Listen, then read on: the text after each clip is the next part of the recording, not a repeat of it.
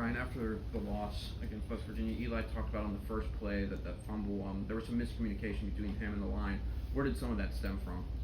It was my fault. Like it wasn't him. Nothing he did. Something that we've gone over plenty of times, and I know what the call is, and I don't know if I was just hyped up because of the game or whatnot, but I ran out there and there was a chip and he went right inside, so it won't happen again. Ryan, with a little extra time during this bye, what are some of the details, some of the things you guys are really harping on? Just being stronger up front. We really got to work our pass protection. I think we gave up 5 sacks last week, which obviously isn't good enough and it's not our standard. So really focus on just extra strain, like just that little extra. When they hit quarterback depth, they're going to counter back inside. So just finishing just throughout till that ball's gone, and then chasing the ball after it's out. So. Ryan, how would you describe the mood in the locker room and at practice over these past couple of weeks, letting the loss sit a little bit? I mean, it's a 24-hour rule. It's what we've always had here.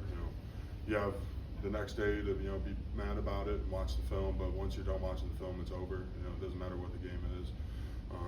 You just got to be ready for the next one. The next one is the biggest one. So.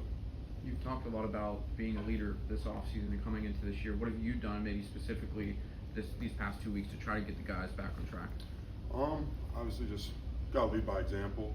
I got to show that I'm willing to do the little extra details, chase after the ball or push piles and all that. And I'm not always the biggest vocal guy, but I try my best. Just keep everyone going.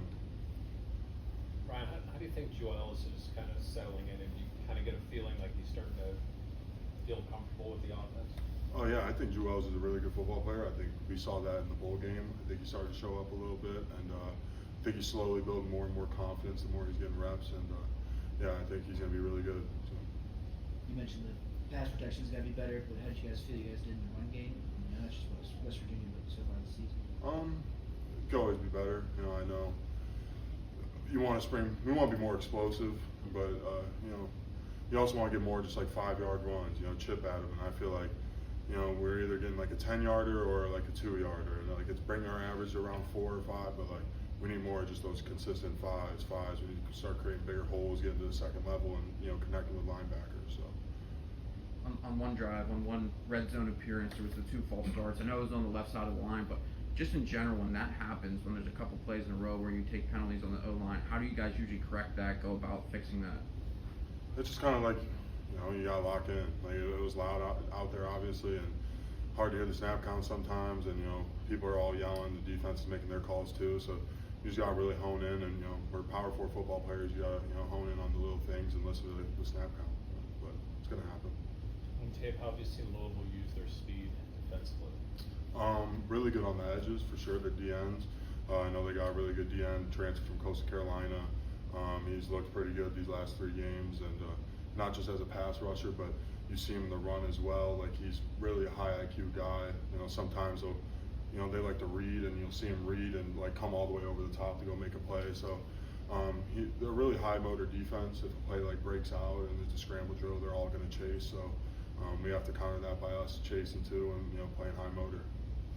Some of the penalties that you guys took, especially on offense 2 weeks ago, does that limit what you can do in the run game? Does that kind of put you in bad situations? I mean, yeah, being like 1st and 15, 2nd and 15, that you got to gain some yards back, so it's hard to run in those situations for sure. And it kind of lets the defense pin their ears back because they're expecting pass in those long yardage situations. But we just got to keep ourselves out of backed up situations and keep it in 2nd and 5 and 2nd and 6 and better than that. So it's a little off the game, but Aaron Donald is going to be honored. His number's going to be retired later. As a kid, did you watch him and kind of glad, okay, I never had to go against that guy? Like when he was in the NFL? Yeah. Oh, I think, yeah. I mean, obviously someone like that, 2 defensive or 3? 3, yeah. Like he was just dominant. That's not something you really see, especially out of a D tackle, like his ability to rush a passer, and especially while getting double teamed and triple teamed. So, I'm sure there's a lot of offensive linemen happy he's not in the league anymore. So. Have you ever had a chance to meet him? I think he's around the facility. Oh yeah, when sometimes we see him in the weight room, and obviously Elliott was on the team when I was here, and just seeing him in the weight room, they would work out together. Just being able to talk to him, whenever alumni come back in the NFL, it's always great to pick their brains and talk to them. I know Francis can do some pretty crazy stuff in the weight room. Is Aaron kind of on a similar level?